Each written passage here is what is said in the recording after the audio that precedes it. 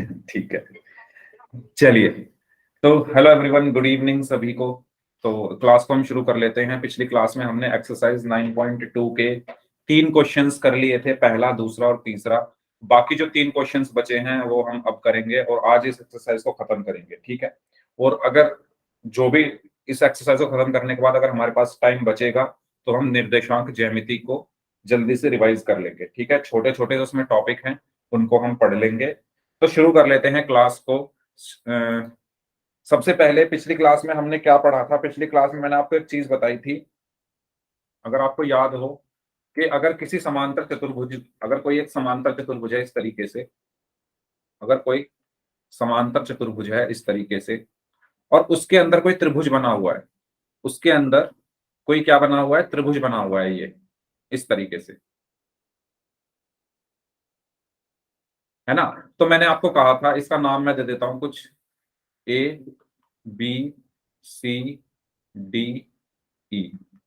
तो मैंने आपको बताया था, अगर ऐसा कुछ हो कि एक समांतर चतुर्भुज हो, उसके अंदर कोई त्रिभुज हो, दोनों के आधार बराबर हो, जैसे आधार आप देखोगे तो त्रिभुज का आधार भी डीसी है, समांतर चतुर्भुज का भी आधार डीसी है, और दोनों जो आकृति हैं यानी समांतर चतुर्भुज और त्रिभुज दोनों एक ही समांतर रेखाओं के बीच में स्थित है। और जब भी ऐसा होता है तो जो क्षेत्रफल होता है त्रिभुज का वो बराबर होता है 1/2 गुणा क्षेत्रफल समांतर चतुर्भुज का। ये मैंने आपको पिछली क्लास में एक कॉन्सेप्ट बताया था। ये सबको याद है या भूल गए हो? दोबारा से याद करा देता हूं मैं, अगर भूल गए हो तो।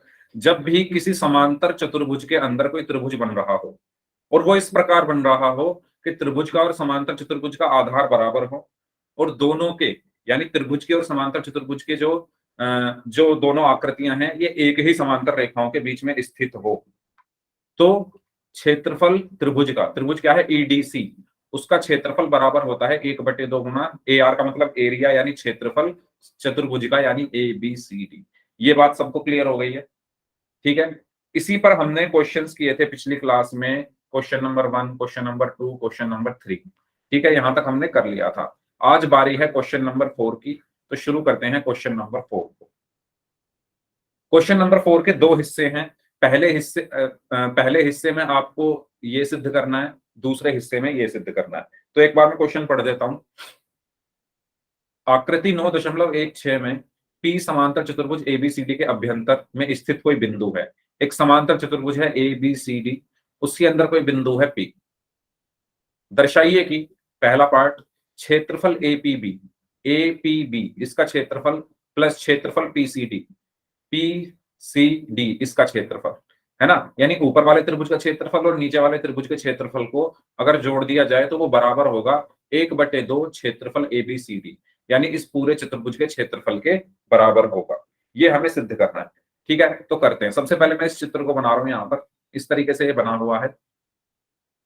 ये कोई समांतर चतुर्भुज है, ठीक है। इसके अंदर कोई बिंदु है पी, मान लो यहां पर एक बिंदु है, और एक लाइन इस तरीके से यहां से खींची हुई है। 1 मिनट, हाँ, एक लाइन इस तरीके से यहां से खींची हुई है और एक लाइन फिर ऐसे है। सिमिलरली एक लाइन ऐसे है और फिर एक लाइन इस तरीके से। ठीक है, ये आपका क्या है? समांतर चतुर्भुज है। इसका नाम जो दिया हुआ है वो दिया हुआ है ए बी सी डी, और ये बिंदु है पी। ठीक है, फर्स्ट पार्ट में हमें प्रूव क्या करना है?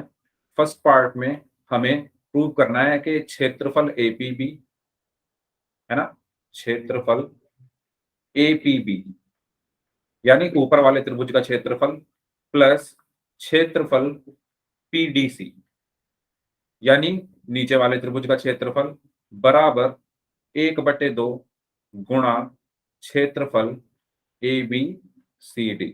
ठीक है, यानी इसका क्षेत्रफल और इस त्रिभुज का क्षेत्रफल जब मैं जोड़ दूंगा तो वो किसके बराबर आएगा? Good evening Himesh. इस पूरे समांतर चतुर्भुज के क्षेत्रफल के आधे के। ठीक है, ये मुझे सिद्ध करना है। तो बताओ, पहला पार्ट जो हम करने वाले हैं, क्वेश्चन सबको समझ में आया? जल्दी बताइए, सबको समझ में आ गया है क्वेश्चन? कोई डाउट क्वेश्चन में? है ना, अभी सॉल्यूशन नहीं किया है हमने, अभी मैं पूछ रहा हूँ क्वेश्चन आपको समझ में आ गया? क्या करना है? ये वाला त्रिभुज और ये वाला त्रिभुज, इन दोनों के क्षेत्रफल का जो जोड़ है वो बराबर होना चाहिए इस पूरे चतुर्भुज के क्षेत्रफल के आधे के। ठीक है, अब मैं इसमें क्या कर रहा हूं, एक रचना कर रहा हूं। रचना में क्या कर रहा हूं, मैं एक रेखा खींच रहा हूं जो बिंदु P से होकर जा रही है और ए बी के समांतर है। मैंने क्या किया, एक रेखा खींची ये जो बिंदु P से होकर जा रही है और ए बी के समांतर है। ये बात आपको समझ में आई? मैंने क्या की है, एक रचना की है और इसका मैं नाम दे देता हूं MN। मैंने एक रेखा खींची MN, मैंने एक सॉरी यस मैंने एक रेखा खींची है MN, मैंने एक रेखा खींची है MN। ठीक है, और ये बिंदु P से होकर जा रही है। कहां से होकर जा रही है? ये बिंदु P से होकर जा रही है और ए बी के समांतर है और नीचे DC के भी समांतर है। ठीक है, अब मैं क्या करूंगा, अब मैं ऊपर वाला हिस्सा ले रहा हूं इसका। ऊपर वाला हिस्सा मतलब ये वाला, बस इतना हिस्सा ले रहा हूं।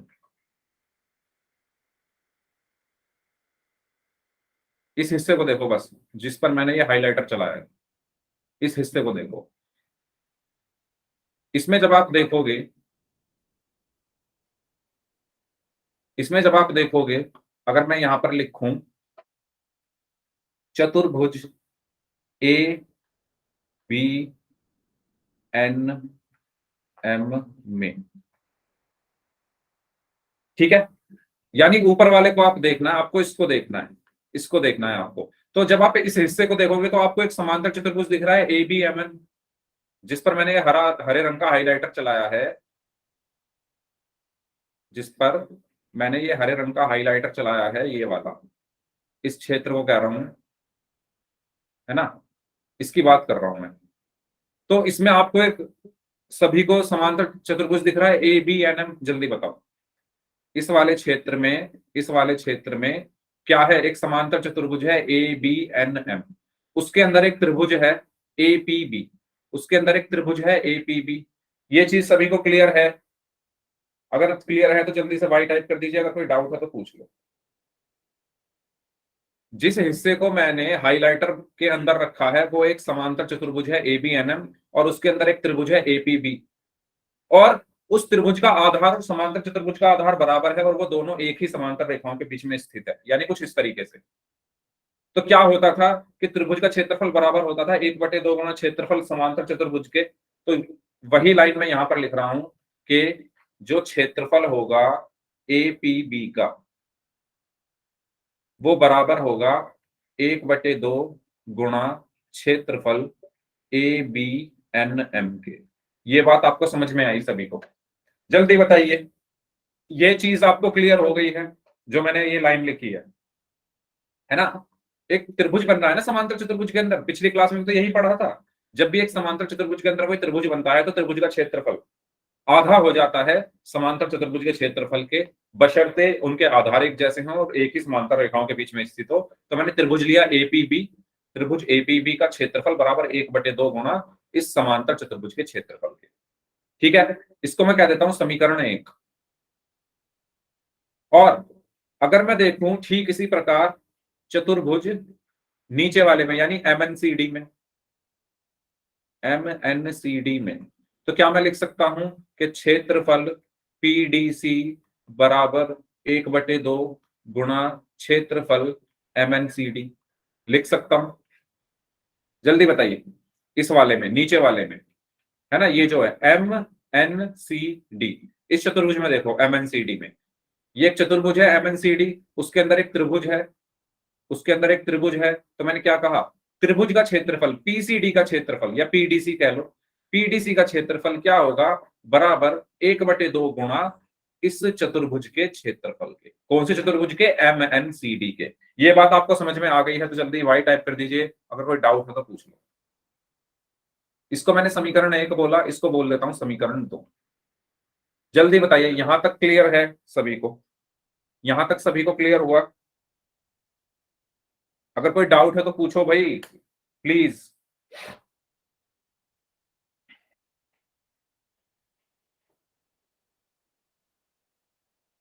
सुमित, मैंने पिछली क्लास में ये पढ़ाया था, आपने जब देखा था मैंने क्या कहा था कि जब भी कोई समांतर चतुर्भुज है ए बी सी डी, ये एक समांतर चतुर्भुज है, उसके अंदर कोई त्रिभुज बन रहा है ना, सिंपल एक साफ शब्दों में कह रहा हूं मैं, एक समांतर चतुर्भुज है उसके अंदर एक त्रिभुज बन रहा है, और त्रिभुज इस प्रकार से बनना चाहिए कि आधार एक जैसे हों, और जो त्रिभुज का शीर्ष है ना, जो त्रिभुज का शीर्ष है, दो शीर्ष तो आधार पर आ गए, जो तीसरा शीर्ष है वो एक ही रेखा में होना चाहिए, मतलब दोनों आकृतियां समांतर रेखा में हो। तो जो त्रिभुज का क्षेत्रफल है यानी ईडीसी, ईडीसी त्रिभुज हो गया ना, त्रिभुज का नाम क्या है, ईडीसी, उसका क्षेत्रफल ए आर का मतलब है एरिया यानी क्षेत्रफल, बराबर होगा 1/2 गुणा इस पूरे समांतर चतुर्भुज के क्षेत्रफल के।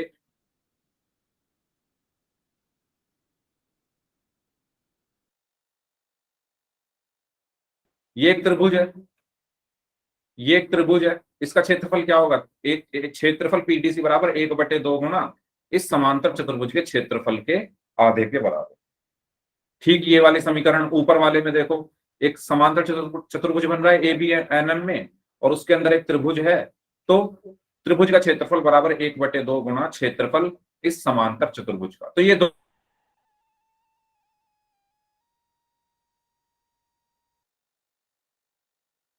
अब क्या करें, समीकरण तो आपने बना दी, तो आपको अपने क्वेश्चन पर जाना है। क्वेश्चन में देखो क्या करा रहा है, क्वेश्चन में देखो ना क्या कराना है, प्लस करा रहा है क्वेश्चन में वो, है ना। हमें क्या सिद्ध करना है, क्षेत्रफल एपीबी यानी इसका क्षेत्रफल, प्लस आ रहा है बीच में इसका क्षेत्रफल, यानी समीकरण 1 और 2 को हमें क्या करना है, जोड़ना है ना। समीकरण 1 और 2 को हमें जोड़ना है, तो मैं जोड़ देता हूं समीकरण 1 और 2 को। तो समीकरण 1 और 2 को जोड़ने पर,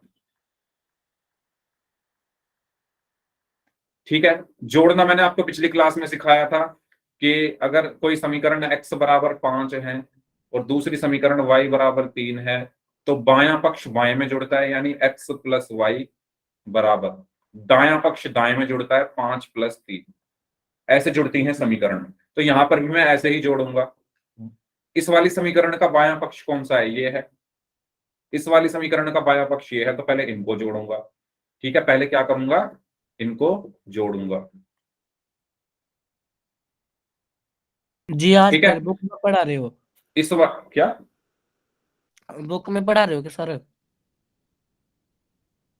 मैं तो पिछले 1 हफ्ते से यही पढ़ा रहा हूँ बुक में ही। किसका सवाल है ये? पोल में दिया करते जी। अच्छा, आपके एग्जाम है ना अगले हफ्ते से, तो इसलिए पोल में मैं क्वेश्चन करा नहीं रहा, आपको एग्जाम की तैयारी करा रहा हूँ। ओके ठीक है, सर। तो आप इसको समझ लो, क्योंकि ये क्वेश्चंस आएंगे एग्जाम में। समीकरण 1 है ये, और समीकरण 2 है ये, तो इसको मुझे जोड़ना है। तो बायां पक्ष, इस वाली समीकरण का बायां पक्ष ये है, इस वाली समीकरण का बायां पक्ष ये है, तो इनको मैं जोड़ रहा हूं। तो जोड़ने पर क्या आएगा, ए आर, इसका बायां पक्ष ए पी बी, प्लस इसका बायां पक्ष ए आर, नीचे लिख लेते हैं, है ना, नीचे जगह ज्यादा है। तो जब मैंने जोड़ा, तो ए आर, इसका बायां पक्ष ए पी बी, प्लस दूसरी समीकरण का बायां पक्ष है A R P D C, बराबर।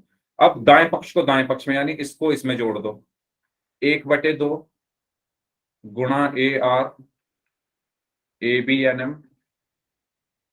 प्लस 1/2 गुणा A R M N C D.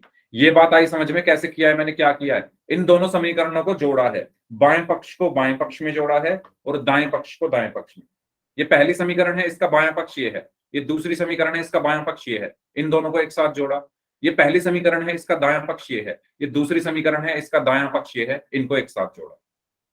ठीक है, तो यहां से अब मेरे पास क्या आया, A R A P B plus A R P D C बराबर। अब ध्यान दो, 1/2 इसके पास भी है, 1/2 इसके पास भी है, तो 1/2 कॉमन, 1/2 कॉमन, अंदर क्या बचा, A R A B N M plus A R M N C D.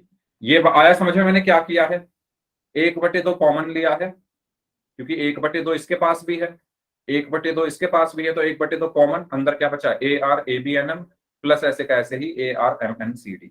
यहां तक क्लियर हुआ सभी को? बताइए जल्दी से, जल्दी बताएं सभी लोग।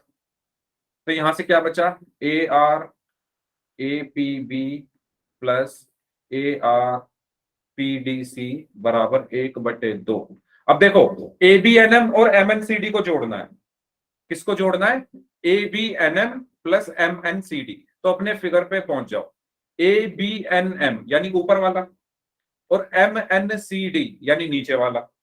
ऊपर वाला चतुर्भुज है ए बी एन एम, इसका क्षेत्रफल, प्लस नीचे वाला चतुर्भुज है एम एन सी डी, इसका क्षेत्रफल। तो जोड़कर क्या आएगा बताओ? ऊपर वाले चतुर्भुज का क्षेत्रफल प्लस नीचे वाले चतुर्भुज का क्षेत्रफल, यानी पूरा चतुर्भुज आया। पूरा चतुर्भुज आ गया या नहीं आ गया, जल्दी बताओ? ऊपर वाला चतुर्भुज ए बी एन एम का क्षेत्रफल प्लस नीचे वाला चतुर्भुज एम एन सी डी का क्षेत्रफल। तो जब मैं दोनों को जोड़ दूंगा तो पूरा चतुर्भुज आ गया ए बी सी डी। ये बात आपको क्लियर हुई? ठीक है, तो यहां पर मैं क्या लिख दूंगा? A R A B N M plus A R M N C D की जगह A R A B C D. और यही हमें प्रूव करना था फर्स्ट पार्ट में। ठीक है, तो इसका फर्स्ट पार्ट यही तो था, यही तो लाना था हमें। ठीक है, सभी को क्लियर हुआ फर्स्ट पार्ट? सेकंड पार्ट बिल्कुल इसी की तरह है ना? जो फर्स्ट पार्ट हमने किया है बिल्कुल इसी की तरह सेकंड है। उसमें हमें अब, जैसे इसमें हमने ऊपर वाला और नीचे वाला त्रिभुज लिया, अगले वाले में इधर वाला और इधर वाला लेना है।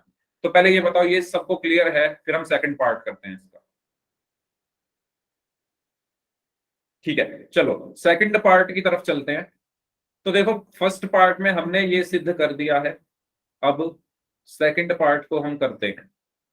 जिसको फर्स्ट पार्ट अगर समझ में भी नहीं आया है तो कोई बात नहीं, सेकंड पार्ट उसी की तरह है, इसको समझ लो, वो भी समझ में आ जाएगा। सेकंड पार्ट में बोला गया है क्षेत्रफल एपीडी, एपीडी कौन सा है? ये प्लस क्षेत्रफल पीबीसी, पीबीसी कौन सा है? ये। इन दोनों का जो क्षेत्रफल का योग है वो बराबर है क्षेत्रफल एपीबी प्लस क्षेत्रफल पीसीडी। ये हमें सिद्ध करना है। तो देखो, फिर से मैं डायग्राम बना लेता हूं, क्योंकि इस बार फिर मुझे एक रचना करनी पड़ेगी यहां पर, इसलिए मैंने वो पहले वाला मिटा दिया था, रब कर दिया था।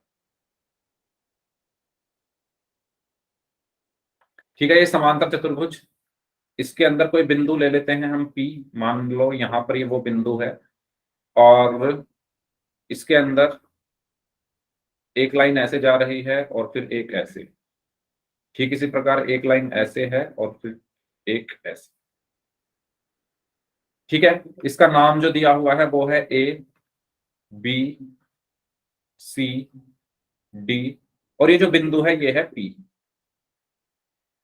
आपको याद होगा पहले पार्ट में मैंने जो रचना की थी वो यहां पर की थी, इस तरीके से ऐसे एक लाइन खींच दी थी, याद है सभी को? पहले पार्ट में जो मैंने रचना की थी उसमें मैंने क्या किया था? P से जाती हुई एक रेखा ऐसे खींच दी थी।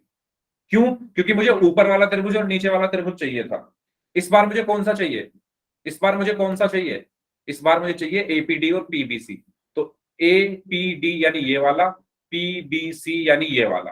तो मैं क्या करूंगा, एक रचना कर दूंगा, मैं एक लाइन खींच दूंगा इस तरीके से। ये लाइन क्या है? बिंदु P से होकर जा रही है, रेखा का नाम MN है, और ये AD और BC के समांतर है। ठीक है, फिर से वही काम। सबसे पहले इस वाले हिस्से को ले रहा हूं मैं, कौन सा? चतुर्भुज AMND में।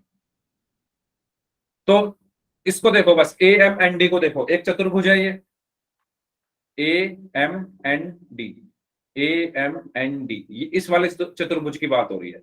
इस वाले चतुर्भुज के अंदर आपको एक त्रिभुज दिख रहा है, ये रहा APD।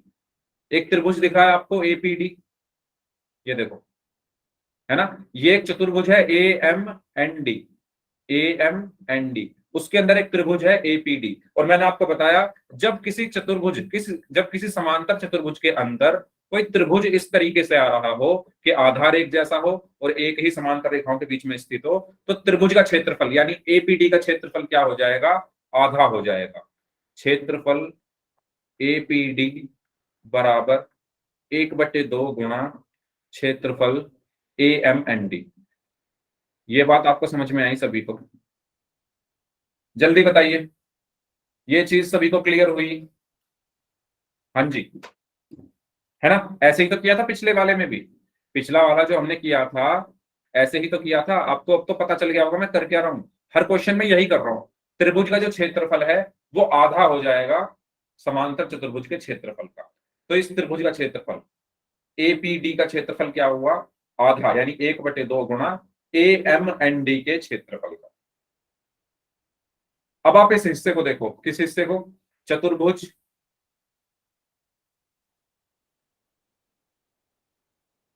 कौन सा बताओ, MBCN, ठीक है, समांतर चतुर्भुज एम बी सी एन में MBCN कौन सा है, ये वाला है ना, ये वाला MBCN। उसके अंदर आपको एक त्रिभुज दिख रहा है PBC, एक त्रिभुज है PBC। MBCN एक चतुर्भुज है, उसके अंदर क्या है, एक त्रिभुज है जिसका नाम क्या है, PBC। तो यहां भी मैं ऐसे ही लिख दूं कि क्षेत्रफल PBC बराबर 1/2 गुणा क्षेत्रफल MBCN। बताओ, ये बात आपको समझ में आई सभी को? जल्दी से बताइए, जल्दी से बताइए। हाँ जी सभी लोग। इक्वेशन, इसको मैं कह देता हूं समीकरण 1, इसको कह देता हूं समीकरण 2। पिछले क्वेश्चन में भी मैंने ऐसे ही बनाई थी समीकरण। एक चतुर्भुज के अंदर एक त्रिभुज था, तो त्रिभुज का क्षेत्रफल आधा हो गया था समांतर चतुर्भुज के क्षेत्रफल का। अब मैं क्या कर रहा हूं, दोबारा से इनको जोड़ देता हूं। तो 1+2 कर रहा हूं मैं, क्या कर रहा हूं मैं, 1+2, यानी 1 और 2 को जोड़ने पर। तो कैसे जोड़ेंगे 1 और 2 को, ठीक है, इसका बायां पक्ष, ये बायां पक्ष है इसका, इसका बायां पक्ष ये है, बायां पक्ष बाएं में जुड़ेगा, यानी क्षेत्रफल एपीडी प्लस इसका बायां पक्ष है क्षेत्रफल पीबीसी बराबर दायां पक्ष दाएं पक्ष में जुड़ेगा। तो इसका दायां पक्ष क्या है, 1/2 गुणा AR/AM/ND, 1/2 गुणा क्षेत्रफल AMND प्लस 1/2, ऊपर ही लिख देते हैं, प्लस 1/2 गुणा क्षेत्रफल क्या, MBCN, ठीक है, MBCN। ठीक है, मैंने क्या किया है, बायां पक्ष बाएं पक्ष में और दायां पक्ष दाएं पक्ष में जोड़ दिया। ये दो समीकरण थी, समीकरण 1 और समीकरण 2, एपीडी को पीबीसी में, एपीडी प्लस पीबीसी बराबर दायां पक्ष एएमएनडी प्लस एमबीसीएन। ठीक है, इसके बाद अब तो आसान है, यहां से क्या बचा, क्षेत्रफल एपीडी प्लस क्षेत्रफल पीबीसी बराबर 1/2, इसमें भी आ रहा है 1/2, इसमें भी आ रहा है, तो कॉमन आ गया, अंदर क्या बचा, क्षेत्रफल AMND प्लस क्षेत्रफल, अंदर क्या बचा, MBCN। और आप जब ध्यान से देखोगे AMND प्लस MBCN, देखो AMND प्लस MBCN, ये वाला क्षेत्र, ये वाला क्षेत्रफल, यानी इस वाले चतुर्भुज का क्षेत्रफल प्लस इस वाले चतुर्भुज का क्षेत्रफल, आपको क्या मिलेगा, पूरा चतुर्भुज मिल जाएगा, पूरा चतुर्भुज मिल जाएगा। AMND यानी ये वाला चतुर्भुज का क्षेत्रफल प्लस MBCN यानी ये वाला चतुर्भुज का क्षेत्रफल। जब मैं इन दोनों क्षेत्रफल को जोड़ दूंगा तो मुझे पूरा क्षेत्रफल मिल जाएगा या नहीं मिल जाएगा, जल्दी बताओ, मुझे ABCD का क्षेत्रफल मिल जाएगा या नहीं मिल जाएगा, जल्दी बताइए सभी लोग, मिलेगा या नहीं मिलेगा। ठीक है, तो यहां से क्या आ गया मेरे पास, क्षेत्रफल APD प्लस क्षेत्रफल PBC बराबर 1/2 गुणा क्षेत्रफल ABCD। अब एक बात बताओ, हमने पहला पार्ट जब सॉल्व किया था, ये वाला पार्ट, इसको देखो, पहले पार्ट को जब हमने सॉल्व किया तो ये भी 1/2 क्षेत्रफल ABCD के बराबर आ रहा है। पहले वाले पार्ट में हमने यही तो प्रूव किया था, क्षेत्रफल APB प्लस क्षेत्रफल PCD बराबर 1/2 क्षेत्रफल ABCD। तो देखो ये भी 1/2 क्षेत्रफल ABCD के बराबर आ रहा है, और जो हमने अभी सॉल्व किया है, जो हमने अभी सॉल्व किया है, यानी ये वाला ये भी 1/2 क्षेत्रफल एबीसीडी के बराबर आ रहा है ना। यहां लिख देता हूं मैं।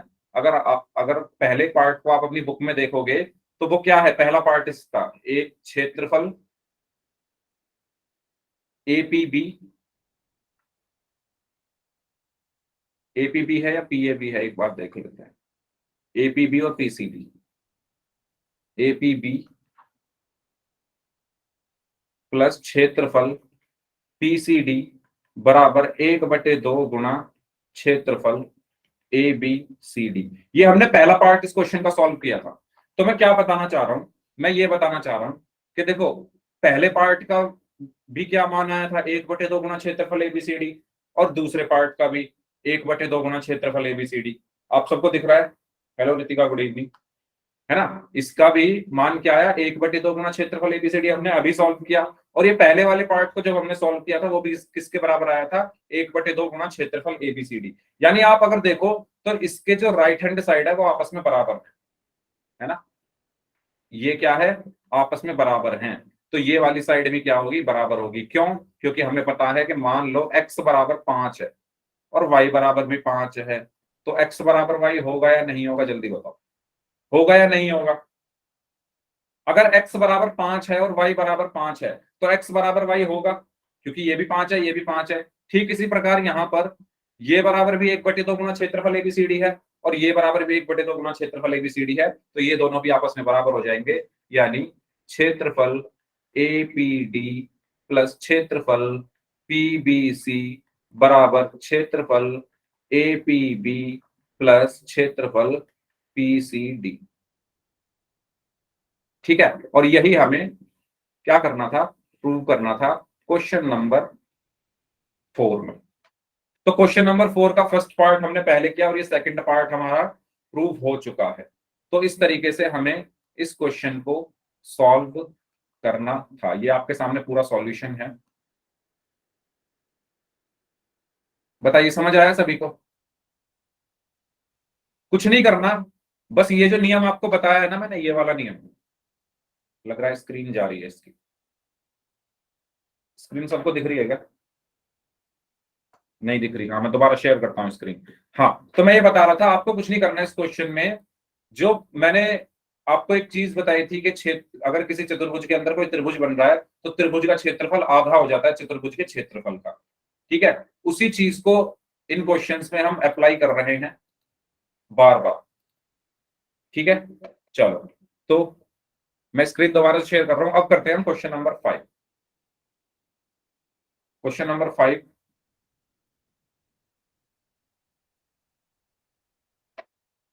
ओके, स्क्रीन सभी को दिख रही है यार?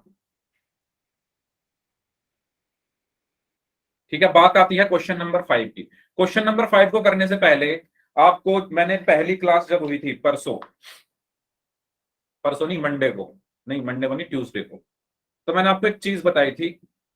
मुझे बताओ अगर आपको याद है तो। मैंने कहा था कि अगर कोई समांतर चतुर्भुज है इस तरीके से, है ना, कोई समांतर चतुर्भुज है इस तरीके से, और इसके अंदर एक और समांतर चतुर्भुज है, इसके अंदर एक और समांतर चतुर्भुज है इस तरीके से।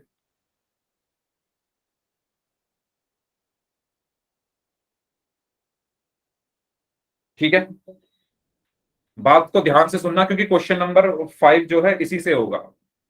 एक समांतर चतुर्भुज है ए बी सी डी, यानी ये वाला ए बी सी डी, और एक समांतर चतुर्भुज है पी क्यू सी डी, है ना। एक समांतर चतुर्भुज है ऑरेंज कलर का और एक समांतर चतुर्भुज है व्हाइट कलर का। सबको दोनों समांतर चतुर्भुज दिख रहे हैं? जल्दी बताओ, जल्दी बताइए। दोनों दोनों समांतर चतुर्भुज आप देख सकते हो, एक ऑरेंज कलर का है और एक व्हाइट कलर का है। जब भी दो समांतर चतुर्भुज ऐसे हों जिनका आधार बराबर हो, आप ध्यान से देखो आधार बराबर है इनके, आप अगर ध्यान से देखोगे दोनों के आधार यस क्या है, सर। सी डी है। ठीक है, अगर दो समांतर चतुर्भुज हैं जिनके आधार बराबर हैं और वो एक ही समांतर रेखाओं के बीच में स्थित है, एक ही समांतर रेखाओं के बीच में स्थित होने का मतलब यह है कि इनके शीर्ष जो हैं वो एक ही रेखा के अंदर आ रहे हैं। अब ध्यान से देखो, इनके शीर्ष एक ही रेखा के अंदर आ रहे हैं, दोनों चतुर्भुज के शीर्ष, यानी इनके आधार भी बराबर है, ये एक ही समांतर रेखाओं के बीच में स्थित हैं, तो इनके क्षेत्रफल आपस में बराबर होते हैं। यानी क्षेत्रफल ए बी सी डी बराबर होगा क्षेत्रफल पी क्यू सी डी के। ये प्रमेय है, प्रमेय 9.1। मैंने आपको फर्स्ट क्लास यानी ट्यूसडे को जो क्लास हुई थी, मंगलवार को जो क्लास हुई थी, उसमें ये बताई थी। याद आया सभी को? दोबारा बता रहा हूं, अगर दो चतुर्भुज हैं, समांतर चतुर्भुज हैं, दोनों के आधार बराबर हैं और दोनों एक ही समांतर रेखाओं के बीच में स्थित हैं, तो उनके जो क्षेत्रफल हैं वो बराबर होते हैं। यानी एबीसीडी, ऑरेंज कलर का जो चतुर्भुज है उसका क्षेत्रफल किसके बराबर होगा? व्हाइट कलर वाले चतुर्भुज के। अगर ये चीज सबको क्लियर है तो हम चलते हैं फिर क्वेश्चन नंबर 5 की तरफ। जल्दी से बता दो, सबको क्लियर है ये चीज? बताइए जल्दी से, सबको समझ आ गई है ये चीज? ठीक है, अब चलते हैं क्वेश्चन नंबर 5 की तरफ। पहला जो पार्ट है इसका, उसमें यही आपको बताना है ना? अब देखो, मैं पहले इसकी वो बना रहा हूं, इसका डायग्राम बना देता हूं पहले। आपको यहां पर एक समांतर चतुर्भुज दिया हुआ है इस तरीके से। इसका नाम है पी क्यू आर एस। इसका नाम क्या है? P Q R S. और एक समांतर चतुर्भुज दिया हुआ है आपको इस तरीके से, अगर आप ध्यान से देखो। ठीक है, और उसका नाम क्या है? A B R S. A B R S, A B और एस आर, मतलब पहले से ही, अच्छा आर इधर है एस इधर है, एक मिनट, नाम मैंने कैसे लिख दिया ये? हाँ, आर इधर आएगा, आर एस। देखो, अभी मैं इसके अंदर का त्रिभुज नहीं बना रहा, आप पहले इन दोनों को देखो। और पहले पार्ट में मुझे यही चीज सिद्ध करनी है कि पी क्यू आर एस का क्षेत्रफल ए बी आर एस के क्षेत्रफल के बराबर होगा।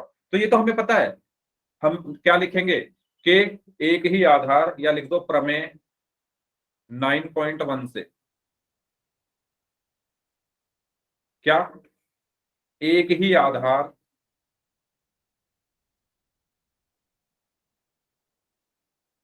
तथा एक ही समांतर रेखा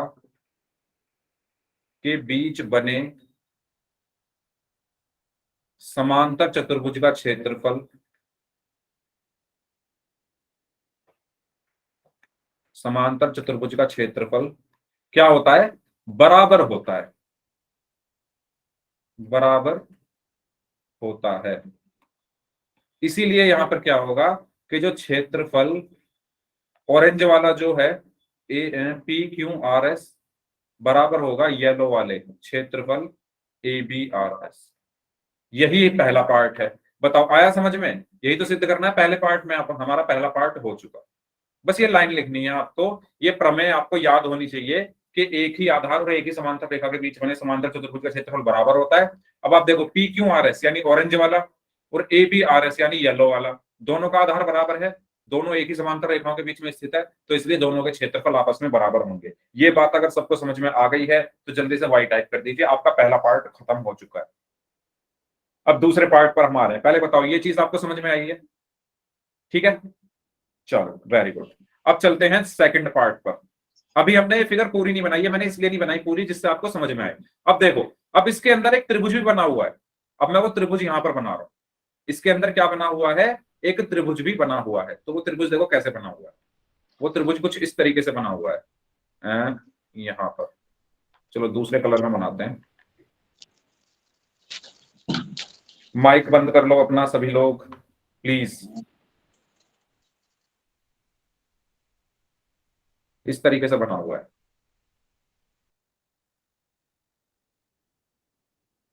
ठीक है, इस तरीके से इसमें एक त्रिभुज भी बना हुआ है। देखो ना, ये बन रहा, ये वाला।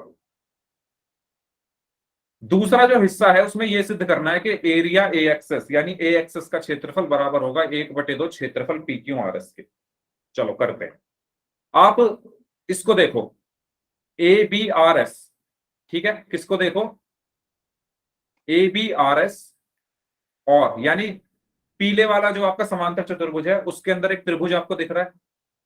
जो ये ऑरेंज कलर का है इसको भूल जाओ अभी, जो ये ऑरेंज कलर वाला हिस्सा है इसको भूल जाओ। आप सिर्फ इसको देखो, जो येलो वाला चतुर्भुज है उसके अंदर आपको एक त्रिभुज दिख रहा है।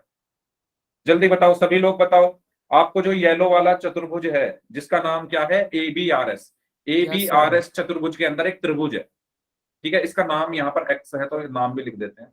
उसका नाम क्या है, त्रिभुज का नाम क्या है, ए एक्स एस। तो अभी पढ़ के आए हैं कि अगर किसी समांतर चतुर्भुज के अंदर कोई त्रिभुज बन रहा हो, है ना, ए बी आर एस एक समांतर चतुर्भुज है, उसके अंदर ए एक्स एस एक त्रिभुज बन रहा है, तो त्रिभुज का क्षेत्रफल आधा हो जाता है। तो क्षेत्रफल ए एक्स एस बराबर 1/2 गुणा क्षेत्रफल किसके, A B R S, A B R S. ये बात समझ में आई मैंने कैसे लिखी है ना, यही तो हम सर। करते हुए आ रहे हैं, है ना। अगर किसी समांतर चतुर्भुज के अंदर कोई त्रिभुज बना है और उनके आधार समान है, एक ही समांतर रेखाओं के बीच में स्थित है, तो त्रिभुज का क्षेत्रफल आधा हो जाता है। तो त्रिभुज ए एक्स एस का क्षेत्रफल 1/2 गुना क्षेत्रफल हो गया ए बी आर एस के। और हमने पहले पार्ट में क्या सिद्ध किया है कि ए बी आर एस का क्षेत्रफल किसके बराबर है, पी क्यू आर एस के। ये पहला पार्ट जो इस क्वेश्चन का था उसमें ये सिद्ध किया था ना कि ए बी आर एस का जो क्षेत्रफल है वो पी क्यू आर एस के बराबर है, तो मैं ए बी आर एस की जगह पी क्यू आर एस लिख दूंगा।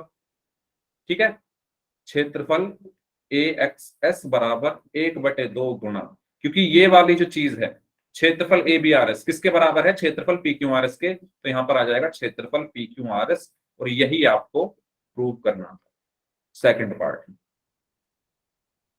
सेकंड पार्ट में यही आपको प्रूव करना था। समझ में आया सभी को, है ना। सेकंड पार्ट सभी को समझ में आया, जल्दी बताओ। तो ये पूरा क्वेश्चन है आपकी स्क्रीन पर, क्वेश्चन नंबर 5। पहला पार्ट इसका प्रमेय से होगा, एक ही आधार और एक ही समांतर रेखाओं के बीच बने समांतर चतुर्भुज का क्षेत्रफल बराबर एक बार होता है। रिपीट करियो। एक बार रिपीट कर देता हूं, पहले पार्ट को देखो। पहला पार्ट मैंने आपको बताया था कि जब एक ही आधार और एक ही समांतर रेखाओं के बीच में समांतर चतुर्भुज बने हो तो उनके क्षेत्रफल आपस में बराबर होते हैं। तो आप देखो, ऑरेंज वाला चतुर्भुज यानी P Q R S, orange वाला चतुर्भुज देखो पी क्यू आर एस, और येलो वाला चतुर्भुज देखो ए बी आर एस। तो दोनों के जो आधार हैं वो क्या है, एस आर, और दोनों चतुर्भुज एक ही समांतर रेखाओं, त्रिभुज को मत देखो, बस मैं चतुर्भुज की बात कर रहा हूं। तो इनके जो क्षेत्रफल है आपस में बराबर होंगे, तो पी क्यू आर एस का क्षेत्रफल बराबर होगा ए बी आर एस के क्षेत्रफल के। क्यों होगा, रीजन यहां पर लिखा हुआ है। उसके बाद दूसरा हिस्से में आप देखो, जो ये पीले वाला येलो वाला जो चतुर्भुज है उसके अंदर आपको एक हरे रंग का त्रिभुज दिख रहा है। ए बी आर एस के अंदर क्या दिख रहा है, ए एक्स एस एक त्रिभुज है। तो मैंने बताया था जब किसी समांतर चतुर्भुज के अंदर कोई त्रिभुज हो तो त्रिभुज का क्षेत्रफल आधा हो जाता है। तो ए एक्स एस का क्षेत्रफल क्या हो जाएगा, आधा हो जाएगा किसका, ए बी आर एस के क्षेत्रफल का। इसी के अंदर है ना ये ए बी आर एस के अंदर, तो उसी का आधा होगा। फिर ए बी आर एस किसके बराबर है, ए बी आर एस का क्षेत्रफल किसके बराबर है, पी क्यू आर एस के क्षेत्रफल के। तो ए बी आर एस के क्षेत्रफल की जगह मैंने पी क्यू आर एस का क्षेत्रफल लिख दिया, क्योंकि मुझे सिद्ध ये करना था ना, इसलिए मैंने ए बी आर एस की जगह क्या लिख दिया, पी क्यू आर एस, और यही हमारा आंसर होगा। बताओ, बताइए समझ आया सभी को, जल्दी बताइए सभी लोग।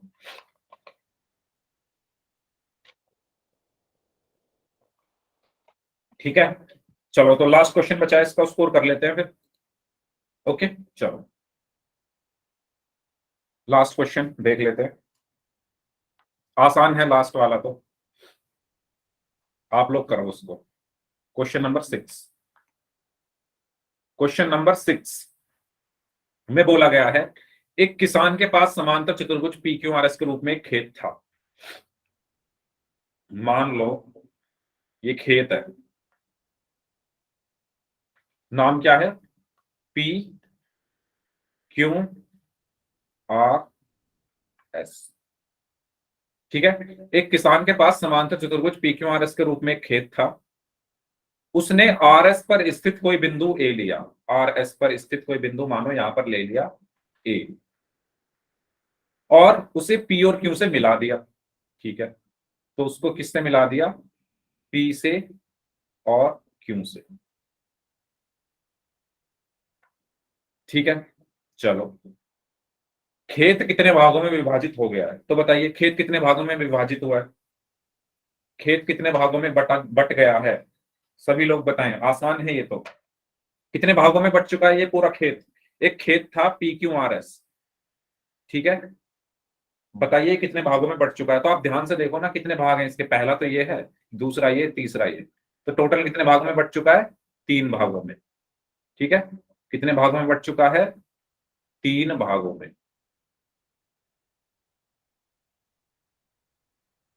अब उसके बाद क्या पूछा गया है? उसके बाद पूछा गया है इन भागों का आकार क्या है। तो बताइए क्या आकार है इन तीनों भागों का? क्या आकार है, किस आकार के हैं ये तीनों? पहला ये है, दूसरा ये है, तीसरा ये है। तीनों का आकार बताओ किस तरीके, क्या आकार है इनका? त्रिभुजाकार है। वेरी गुड, ट्राइंगल, ट्राइंगल, ठीक है। तो तीनों त्रिभुज है ना, ये भी देखो एक त्रिभुज है पूरा, ये भी एक पूरा त्रिभुज है और ये भी एक पूरा त्रिभुज है। तो तीनों के आकार क्या है? त्रिभुजाकार। तीसरी चीज क्या पूछी गई है? तीसरी चीज बताओ। तीसरी चीज ये पूछी गई है कि वह किसान खेत में गेहूं और दाल बराबर बराबर भागों में अलग अलग बोना चाहती है, वह ऐसा कैसे करे? तो बताओ कैसे कर सकती है ऐसा, बताओ।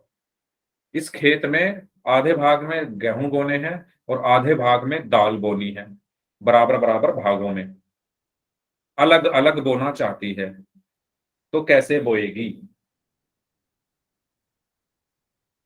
एरिया मतलब,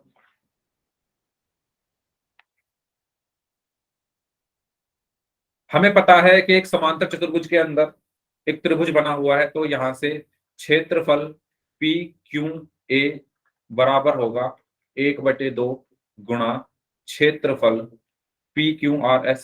होगा या नहीं होगा, जल्दी बताओ। होगा, होगा, बता दीजिए। है ना, जब किसी समांतर चतुर्भुज के अंदर कोई त्रिभुज बनता है तो त्रिभुज का जो क्षेत्रफल है वो समांतर चतुर्भुज के क्षेत्रफल का आधा हो जाता है, बशर्ते दोनों के आधार बराबर हों और दोनों एक ही समांतर रेखाओं के बीच में स्थित हो। यही तो हो रहा है यहाँ पर। तो हमें ये पता चल गया कि जो ये वाला एरिया है, जो ये त्रिभुज का एरिया है, ये क्या है? पूरे खेत का आधा है ना। इस लाइन से हमें क्या पता चला? ये जो लाइन मैंने लिखी है इससे मुझे ये पता चला कि जो त्रिभुज है PQA, ये जो है आधा है पूरे क्षेत्रफल का। यही तो लिखा है, इसका क्षेत्रफल क्या है? आधा है पूरे खेत के क्षेत्रफल का। तो ये आधा भाग है, तो इसमें बोल बो सकती है वो दाल या गेहूं। तो आधा भाग तो ये हो गया, आधा भाग तो ये हो गया जिसमें दाल या गेहूं बोए जा सकते हैं, ठीक है। और आधा कौन सा बचा? आधा कौन सा बचा? आधा ये वाला हिस्सा और ये वाला हिस्सा टोटल मिलाकर आधा बचा। आई बात समझ में सभी को? तो एक त्रिभुजाकार है आधा हिस्सा, तो इसमें बोलो दाल या गेहूं जो बोना है, और बाकी हिस्सा क्या है? ये वाला और ये वाला, इन दोनों हिस्सों में दाल या गेहूं बोलो। तो आपने क्या कर दिया? आधे आधे हिस्से में बराबर बराबर भागों में दाल और गेहूं बो दिए। आई बात समझ में सभी को? कोई डाउट हो तो पूछ लो, अगर सबको समझ में आ गया तो जल्दी से वाई टाइप कर दो। फिर हम बढ़ते हैं निर्देशांक ज्यामिति। है ना, 20 मिनट है हमारे पास, 20 मिनट के अंदर निर्देशांक ज्यामिति के जो इंपॉर्टेंट इंपॉर्टेंट कॉन्सेप्ट हैं वो सब हम सीखेंगे। तो जल्दी से बता दो, ये सबको क्लियर हो गया? ठीक है, वेरी गुड। चलो बात करते हैं चैप्टर 3, जिसका नाम है निर्देशांक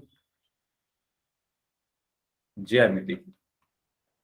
देखो, सबसे पहली चीज, निर्देशांक ज्यामिति का उपयोग क्या है, यूज क्या है ना, सिंपल सिंपल भाषा में बता रहा हूं, आप नोट करते रहना। निर्देशांक ज्यामिति हम पढ़ते क्यों हैं?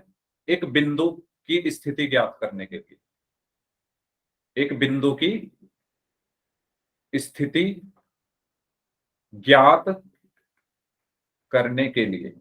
मतलब कहने का ये है कि मान लो आप हो, है ना, आपको अपनी स्थिति बतानी है, मतलब अपना पता बताना है कि आप कैसे, मतलब कहाँ आप रहते हो, है ना। आप स्कूल में अपनी स्थिति क्या बताते हो, अपना पता क्या बताते हो कि मेरा पता ये है, घर का नंबर ये है, गांव ये है, मोहल्ला ये है, गली नंबर ये है। ये होती है आपकी स्थिति, आपका पता। लेकिन एक बिंदु, अगर मैं इस स्क्रीन पर एक बिंदु बना दूं और मैं कहूं ये कहां पर है, इसकी स्थिति क्या है, इसका पता क्या है, इसका एड्रेस क्या है, तो वो एड्रेस को पढ़ने के लिए, समझने के लिए, पता लगाने के लिए हम पढ़ते हैं निर्देशांक ज्यामिति। तो सबसे पहली चीज, मेहताब नाम से जो स्टूडेंट हैं, प्लीज पढ़ाई पे ध्यान दे लो। अगर आपको सब कुछ आता है तो बहुत अच्छी बात है, और अगर नहीं आता है तो सुन लो। ये चैट बॉक्स में वैसे ही कम टाइम है हमारे पास, आप ये और नई चीजें करने लग जाते हो टाइम वेस्ट करने के लिए।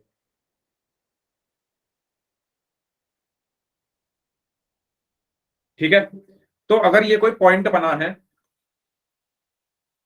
और मैं कहूं इसकी स्थिति बताओ, तो कैसे बताएंगे? उसको पढ़ने के लिए, उस चीज को स्टडी करने के लिए हमारे पास होता है निर्देशांक ज्यामिति। ठीक है, जैसे रेखा गणित में हम रेखाओं के बारे में पढ़ते हैं, अंक गणित में हम अंकों के बारे में पढ़ते हैं, बीज गणित में हम चर के बारे में पढ़ते हैं, निर्देशांक ज्यामिति में हम एक बिंदु, एक पॉइंट के बारे में पढ़ते हैं, एक बिंदु के बारे में पढ़ते हैं। अब पढ़ते कैसे हैं वो सीखते हैं। सबसे पहली चीज आती है कार्तीय तल। ये जो चीजें मैं बता रहा हूं, मैं अपने फायदे के लिए नहीं बता रहा, आपके फायदे के लिए बता रहा हूं, क्योंकि आपको पेपर देना है ना। इसलिए मुझे लगा कि आपको इस चैप्टर के बारे में थोड़ी सी नॉलेज दे दूं। जिनको आता है अच्छी बात है, जिनको नहीं आता उनके कुछ नंबर जो है वहां पर बढ़ जाए। कार्तीय तल क्या होता है? तो कार्तीय तल क्या होता है?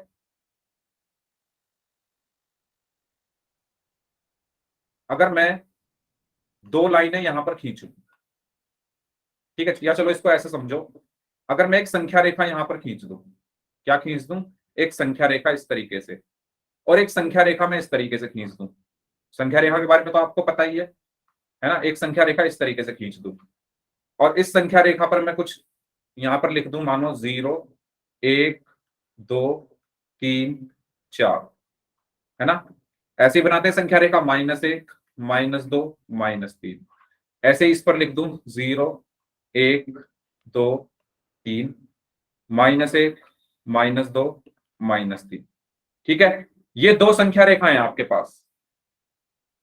अब मैं क्या कर रहा हूं, अगर मैं इस वाली संख्या रेखा को उठाकर इसके ऊपर रख दूं, ये वाली जो संख्या रेखा है ऑरेंज कलर की जो है, अगर मैं इस संख्या रेखा को उठाकर इस वाली संख्या रेखा के ऊपर रख दूं और इस प्रकार रखूं कि जीरो कहां आना चाहिए? जीरो के ऊपर ही आना चाहिए।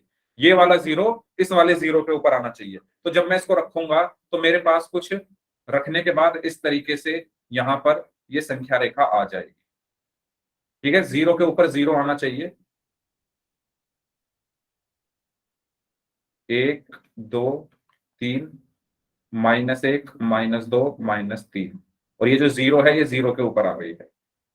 तो इसी को हम कहते हैं कार्तीय तल। इसी को हम क्या कहते हैं? कार्तीय तल। किसको? इसको। ठीक है, अब इसमें ये वाली जो लाइन है, ब्लू वाली जो लाइन है, इसको हम बोलते हैं एक्स अक्ष। ऑरेंज वाली जो लाइन है इसको हम बोलते हैं वाई अक्ष। ये बात आपको समझ में आई? और जहां पर ये दोनों संख्या रेखा एक दूसरे को काट रही है उसको हम बोलते हैं मूल बिंदु, यानी 0,0। और इस पूरे को हम बोलते हैं कार्तीय तल। इस पूरे को हम क्या बोलते हैं? कार्तीय तल। तो कार्तीय तल में क्या क्या होता है? एक्स अक्ष, वाई अक्ष और मूल बिंदु। यहां तक कोई डाउट? यहां तक कोई डाउट? जल्दी बताओ, यहां तक सबको क्लियर हुआ कार्तीय तल क्या होता है? जल्दी से बताइए सभी स्टूडेंट्स को। कोई डाउट हो तो पूछ लो, आसान है ये निर्देशांक ज्यामिति, बस आपको ध्यान देना है। तो अब हमने पढ़ा कार्तीय तल के बारे में कि कार्तीय तल क्या होता है। अब बात आती है कि मान लो कार्तीय तल पर आपको कोई बिंदु दर्शाना है ना। अगर मैं कहूं कि आपको 2,5 को संख्या रेखा पर दर्शाओ, संख्या रेखा पर दर्शाइए। तो कैसे दर्शाते हैं बिंदुओं को संख्या रेखा पर, वो जानते हैं। तो सबसे पहले मैं कार्तीय तल बना रहा हूं अपना, ठीक है, ये हो गया। और इस तरीके से मैंने यहां पर बनाया, और इस पर मैं क्या लिखूंगा? संख्याएं लिखूंगा। ये मूल बिंदु हो गया 0,0, ये 1, ये 2, ये 3, ये 4, ये 5, ये -1, ये -2, ये -3, ये 1, ये 2, ये 5 तक जाना है, थोड़ा कम रख लेते हैं, 1 2 3 4 5 -1 -2। देखो कैसे दर्शाते हैं, ध्यान दो। सबसे पहले जो चीज पहले लिखी है वो आती है एक्स अक्ष पर, और जो चीज बाद में लिखी है वो आती है वाई अक्ष पर। ये बात आपको ध्यान रखनी है। ब्रैकेट के अंदर सबसे पहले जो लिखा हुआ है वो आता है एक्स अक्ष पर, और जो बाद में लिखा हुआ आता है वो आता है वाई अक्ष पर। ये बात आपको क्लियर हुई सभी को? जो पहले ब्रैकेट के अंदर लिखा हुआ है वो है एक्स अक्ष का निर्देशांक, और जो बाद में लिखा हुआ है वो है वाई अक्ष का निर्देशांक। तो एक्स अक्ष पर मुझे चलना है पहले कितना, 2 मात्रक। तो मैं क्या करूंगा, पहले एक्स अक्ष पर चलूंगा 2 मात्रक, यानी 2 तक आऊंगा। 2 यहां है ना, 2 ये रहा, तो यहां तक मैं आया, 2 पे आकर रुक गया। फिर उसके बाद वाई अक्ष पर कितना चलना है, 5।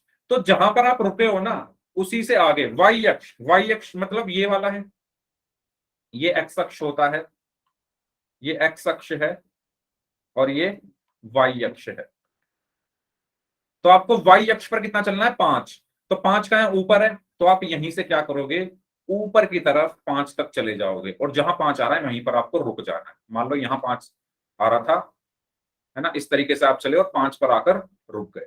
ठीक है, और अब इस 5 को इस लाइन से मिला दो। ये जो बिंदु होगा, ये जो बिंदु होगा, इसको हम क्या बोलेंगे, 2,5। सबको समझ आया कैसे करना है? पहले 2 चलना है, 2 तक मैं गया, उसके बाद फिर कितना चलना है, 5 चलना है। तो 2 से ऊपर की तरफ मैं 5 बढ़ा, और 5 पर जाकर रुक गया। इस बिंदु को बोला मैंने 2,5। ठीक है, और ये जो 2,5 है, ये जो 2,5 है, इसको हम बोलते हैं भुज। जो पहले लिखा है उसको हम क्या बोलते हैं, भुज। और जो बाद में लिखा है उसको हम बोलते हैं कोटि। बताइए, क्लियर हुई ये चीज? ये चीज क्लियर हुई आपको? संख्या रेखा पर कैसे दर्शाते हैं? ठीक है, मान लो 2,5 की जगह 2,-5 होता, है ना, मैं कहता 2,-5 को दर्शाओ, तो कैसे दर्शाते, 2 तक चलते, 2 तक चलते, फिर -5 कहाँ आएगा, ऊपर आएगा या नीचे आएगा, -5 वाई, क्योंकि ये वाई अक्ष है, वाई अक्ष ये रही, तो माइनस वाले तो वाई पर नीचे आते हैं, तो हम नीचे की तरफ चले जाएंगे। तो यहाँ कहीं आ रहा होगा, जहां आ रहा होगा वहां रुक जाएंगे, वो बिंदु होगा 2,-5। ये बात सबको क्लियर हुई? तो जल्दी से बताओ। इसके बाद एक बहुत इंपॉर्टेंट चीज आपको बतानी है। पहले ये बताओ, ये क्लियर है? अगर कोई डाउट है तो पूछ लो, अगर कोई डाउट है तो पूछ लो। संख्या रेखा पर दर्शा दोगे? ठीक है, यस सर। ठीक है। अब देखो इस चीज को आपको और समझ लो, इस चीज को ध्यान से। ये जो एक्स अक्ष और वाई अक्ष होते हैं ना, ये जो एक्स अक्ष और वाई अक्ष होते हैं, ये थोड़े घमंडी होते हैं। घमंडी इसलिए होते हैं क्योंकि एक्स अक्ष पर एक्स अपने अलावा किसी को नहीं आने देता, और वाई अक्ष पर वाई अपने अलावा किसी को नहीं आने देता। यानी एक्स अक्ष पर अगर वाई आ जाए, एक्स अक्ष पर अगर वाई आ जाए तो वो 0 होता है, और ऐसे ही वाई अक्ष पर अगर एक्स आ जाए तो वो 0 होता है। ये पॉइंट आप नोट कर लो, है ना। क्वेश्चन के हिसाब से इसको समझाऊंगा, पहले ये समझ लो। एक्स अक्ष और वाई अक्ष क्या होते हैं, घमंडी होते हैं। एक्स अक्ष अपने ऊपर नहीं आने देता किसी को, मतलब इस पूरी लाइन के ऊपर, इस पूरी लाइन के ऊपर एक्स ही रहेगा। इस पूरी लाइन के ऊपर कौन रहेगा, एक्स ही रहेगा। और वाई क्या रहेगा इस पर, 0। इस पूरी लाइन पर वाई 0 होता है, क्योंकि ये एक्स अक्ष है, ये उसकी अक्ष है, ये वाई इस पर 0 होता है। ठीक इसी प्रकार इस पूरी अक्ष पर, इस पूरी अक्ष पर एक्स 0 रहेगा, क्योंकि ये वाई अक्ष है, ये उसकी अक्ष है, तो वाई 0 रहेगा। ठीक है, हाँ, 0,0 मूल बिंदु होता है, जहां पर ये एक दूसरे को काटती है, वो बिंदु होता है 0,0, जिसको हम कहते हैं मूल बिंदु। अब बात आती है कि मैं अगर आपसे कहूं कि 0,5 दर्शाओ, है ना, 0,5 को, या 0,-3 ले लो, 0,-3 को संख्या रेखा पर दर्शाओ। यहां पर आपको ये काम आएगा, संख्या रेखा पर दर्शाइए। तो देखो कैसे करोगे, संख्या रेखा बनाएंगे पहले, इस तरीके से संख्या रेखा बनाई। ठीक है, या कार्तीय तल कह सकते हैं हम इसको। ठीक है, कार्तीय तल ही लिखना चाहिए था वैसे तो, चलो कोई बात नहीं। कार्तीय तल मैंने बनाया, ठीक है, ये मूल बिंदु हो गया। इस पर 1 2 3 4, इस पर -1 -2 -3 -4, इस पर 1 2 3, इस पर -1 -2 -3, और मान लो यहां भी आ रहा है -4। ठीक है, चलो इतना ही रखते हैं। चलो 0 को दर्शाना है, तो देखो कैसे दर्शाओगे, ध्यान से सुनना। पहले क्या लिखा जाता है, एक्स निर्देशांक। पहले क्या लिखा जाता है, एक्स निर्देशांक। तो इसमें एक्स निर्देशांक क्या है, 0 है। और एक्स निर्देशांक 0 किस पर होता है, एक्स निर्देशांक 0 किस पर होता है, अभी बताया था। एक्स निर्देशांक यहां पर 0 है, ये 0 किस पर होता है, वाई पर होता है ना, क्योंकि वाई, जो वाई अक्ष होती है उस पर सिर्फ वाई आते हैं, तो एक्स उस पर 0 होता है। जो वाई अक्ष होती है, यानी ये वाली अक्ष, कौन सी वाली अक्ष, ये वाली अक्ष, इस पूरी अक्ष के हर बिंदु पर एक्स 0 रहेगा। इस पूरी अक्ष के हर बिंदु पर एक्स क्या रहेगा, 0 रहेगा, क्योंकि वाई अक्ष पर वाई ही आता है और एक्स अक्ष पर सिर्फ एक्स ही आता है। तो यहां पर देखो एक्स क्या है, 0 है, मतलब वो कहां पर आ रहा होगा, क्योंकि वाई अक्ष पर होता है एक्स 0, तो वाई अक्ष पर आ रहा होगा कहीं। और वाई क्या है, -3। वाई क्या है, वाई का निर्देशांक क्या है, -3। तो आपको कुछ नहीं करना, -3 ढूंढो वाई पर। वाई का निर्देशांक क्या है, -3। वाई पर -3 कहां है, ये रहा। यही जो पॉइंट है, ये पॉइंट क्या कहलाएगा, 0, -3। समझ में आया, समझ में आया सभी को, क्यों होगा ये 0, -3? क्योंकि इस पूरे अक्ष पर एक्स 0 है।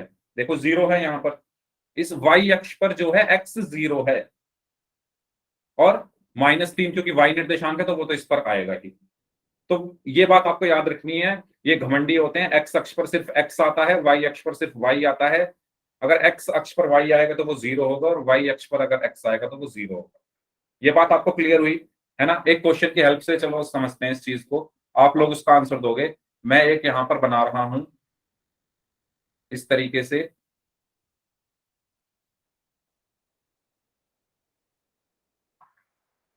ठीक है। यहां पर मैंने लिखा 1 2 3 4। अब आपको समझ में आ जाएगा इससे, 1 2 3, -1 -2 -3 -4। यहां लिखा मैंने -1 -2, ठीक है। मान लो ये पॉइंट है ए, ये पॉइंट है बी, और ये पॉइंट है सी। ये वाला पॉइंट है सी, और ये वाला पॉइंट है डी। बताओ बिंदु ए के निर्देशांक बताइए क्या होंगे, बिंदु ए के निर्देशांक बताइए सभी लोग क्या होंगे। बिंदु ए के निर्देशांक क्या होंगे, ये एक्स अक्ष है, ये वाई अक्ष है। तो देखो बिंदु ए कहां पर है, बिंदु ए कहां पर है, एक्स अक्ष पर है। बिंदु ए कहां पर है, एक्स अक्ष पर है, एक्स है ना ये। बिंदु ए एक्स अक्ष पर है, तो एक्स अक्ष पर जो वाई होता है वो क्या होता है, 0। तो कोमा लगाओ, वाई की जगह लिख दो 0। ये बात आपको समझ में आई? एक्स जो है, एक्स पर सिर्फ एक्स वाले बिंदु आते हैं। एक्स पर कौन से आते हैं, सिर्फ एक्स वाले। तो यहां पर एक्स अक्ष पर वाई, क्योंकि बिंदु ए एक्स अक्ष पर है और इस पूरी अक्ष पर वाई 0 होता है, तो मैंने कॉमा लगाया, वाई की जगह लिखा 0, और एक्स की जगह क्या लिख दूंगा, 3, क्योंकि ये एक्स अक्ष पर सिर्फ एक्स होते हैं, तो यहां पर आ गया 3। तो बिंदु ए के निर्देशांक क्या हो गए, 3, 0। बताइए बी के निर्देशांक क्या होंगे, अब तो बता दो, बी के बता दो चलो जल्दी से। बी के बताओ, बी कहां पर है, बी कहां पर है, वाई अक्ष के ऊपर है, और वाई अक्ष पर एक्स 0 होता है, तो एक्स की जगह लिख दूंगा मैं 0। ठीक है, वेरी गुड मनीष, 0, 2 है ना। एक्स की जगह मैंने लिख दिया 0, और वाई कितना है 2, तो 2 लिख दिया। आया समझ में? सी के बताइए निर्देशांक, सी के निर्देशांक बताइए क्या होंगे, सी के निर्देशांक बताइए क्या होंगे। Very good Manish, -3, 0। ठीक है, कैसे होंगे, क्योंकि सी किस अक्ष पर है, एक्स अक्ष पर है। सी किस पर है, एक्स पर है, और एक्स पर वाई 0 होता है, तो कॉमा लगाओ, वाई की जगह लिखो 0, और एक्स कितना है, -3, तो -3, 0। ठीक है, डी का बताइए, डी के निर्देशांक क्या होंगे, डी के निर्देशांक क्या होंगे। Very good, 0, -2। क्यों, क्योंकि -2 कहां पर है, वाई अक्ष पर है। -2 कहां पर है, वाई अक्ष पर, और वाई अक्ष पर x 0 होता है, तो 0, -। आया समझ में? ये जीरो का खेल सभी को कि कहां पर जीरो होता है, ठीक है। एक्स अक्ष पर वाई जीरो, वाई अक्ष पर एक्स जीरो, ठीक है। तो टाइम हो गया है चलो क्लास का। तो मैंने आपको इंपॉर्टेंट चीजें इसमें बताने की कोशिश की। सब कुछ तो नहीं बता पाया, लेकिन थोड़ा बहुत जितना हो सका 20 मिनट के अंदर मैंने आपको निर्देशांक ज्यामिति में एक्सप्लेन किया है काफी कुछ। उम्मीद करता हूँ आपको क्लास अच्छी लगी होगी, समझ आया होगा, है ना। अब जिनके डाउट्स हैं आप अपने डाउट्स पूछ लीजिए, बाकी लोग जा सकते हैं।